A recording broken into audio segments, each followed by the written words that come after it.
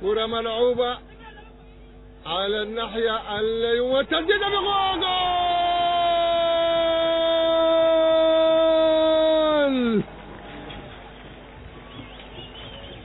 أول أهداف المباراة. الطاهر حماد ينجح في الدقيقة الثالثة، ينجح الطاهر حماد في افتتاح التسجيل للهلال بكرة خدعة أقصى الزاوية اليسرى للحارس محمد كمال، ويحرز أول أهداف المباراة وأول أهداف فريق الهلال في هذا اللقاء.